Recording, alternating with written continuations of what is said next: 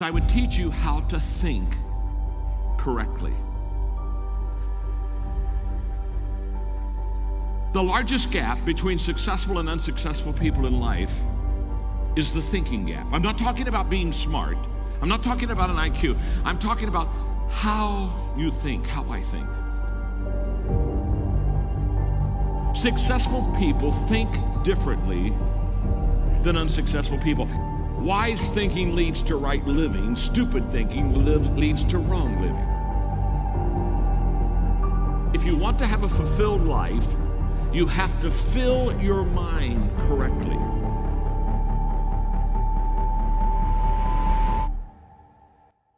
Motivation is like love and happiness. It's a byproduct. When you're actively engaged in doing something, it sneaks up and zaps you when you least expect it. You're more likely to act yourself into feeling than to feel yourself into action. So act. Whatever it is that you know you should do, do it. In other words, go from hype to habits. Because we overestimate the event and we underestimate the process. Get motivated and go do it. Everything worthwhile is uphill. You see, every dream that you've ever had, it's all uphill. If you have a great relationship with somebody, you had to work on it. It's uphill. If you've built a wonderful business, guess what? It was uphill. If you've made the right decisions, they're not easy, are they? It's uphill.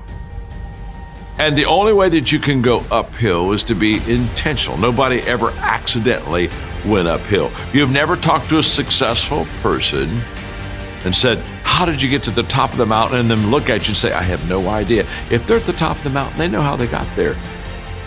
Because they had to have effort. It took energy. It took time. Everything worthwhile is uphill. I want you just to think. The things that you cherish, the things that you value, the things that you want to possess. They're all uphill. It's okay. Once I know that's where they are, I'll begin to put forth the effort, the energy, the time to get there.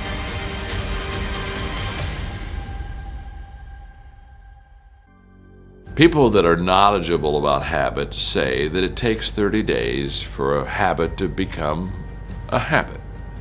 In other words, you and I can't, in 1 or 2 days, develop a habit. It takes a long time. In fact, I am prone to think it takes a little longer than 30 days. Now, habits can be good and habits can be bad. And so over a period of time, you can either be developing habits that are going to help you, or you can be developing habits that are going to hurt you. People that grow develop habits that help them. The great value of a good habit is you don't have to think about it. That's why it's a habit. In other words, once you begin to, over days and times and periods, begin to practice something that's good, after a while it becomes automatic to you. It becomes who you are. In fact, I always tell people, practice a good habit long enough to make it yours. And once it's yours, now it's automatic. Every day, you'll do what you should do. You see, when you manage something, you do so to keep it going.